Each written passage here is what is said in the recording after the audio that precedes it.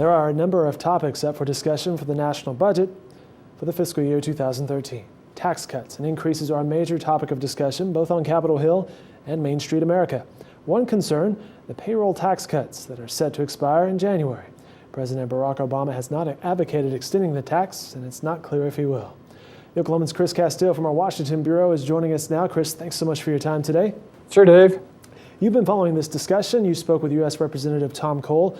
What did the congressman from Moore have to say?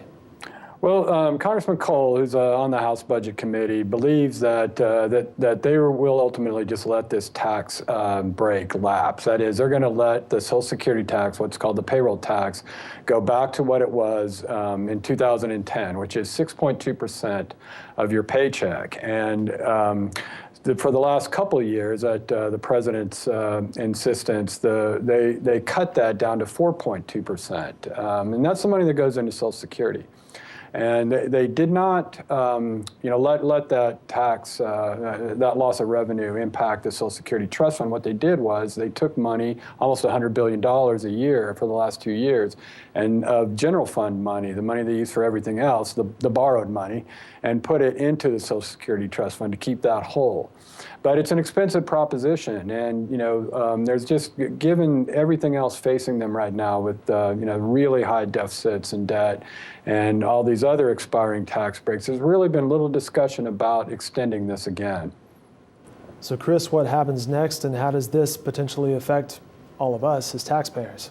It will affect every single person who draws a paycheck, because for the last 2 years you've been paying 2 percentage points less to the Social Security Trust Fund. And again, this is everybody who gets a paycheck. Whether you make enough ultimately at the end of the year to pay income taxes, it doesn't matter. Everybody pays the payroll tax. And for the last 2 years, everybody's payroll tax deduction has been less. So in Oklahoma alone, this is going to hit almost 2 million workers. And it's the benefit for Oklahoma, the average Oklahoma worker, has been close to $600 for the past 2 years. So you're going to notice it immediately. I mean, everybody in the U.S. who draws a paycheck is going to notice it immediately. Chris Castile from our Washington Bureau, thank you so much for your time today, sir, and happy Thanksgiving to you and yours.